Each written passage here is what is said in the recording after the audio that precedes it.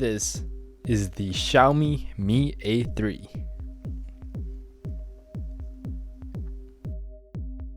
Here's the box. Nothing spectacular. This phone comes in 3 colors: gray, blue, and white. It comes in either 64 or 128GB versions. Let's open it up.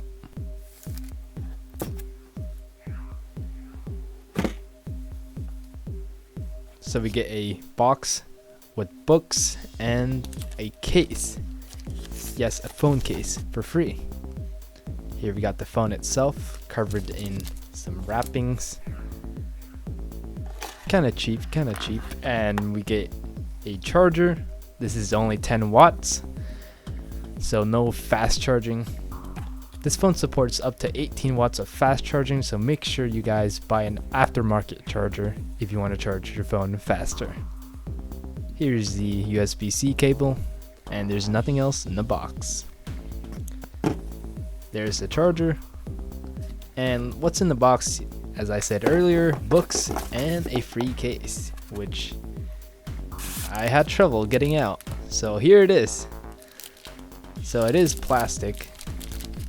Basic clear case, and it comes with the USB SIM ejector. I'm joking, it's just called the SIM ejector. Here are all the accessories. Here's the phone itself. I love the white blue color.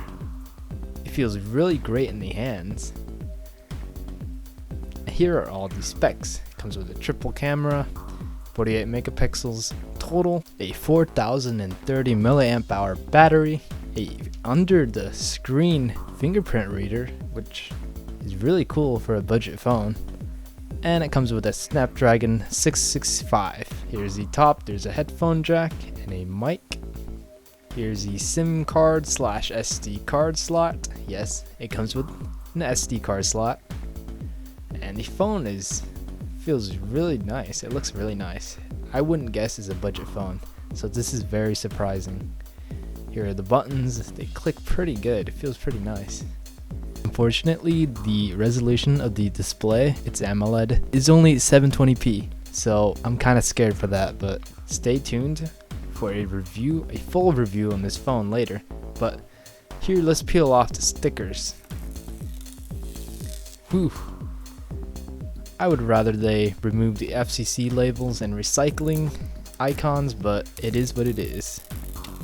Ooh, sounds nice. As with all Android phones, there is a little chin.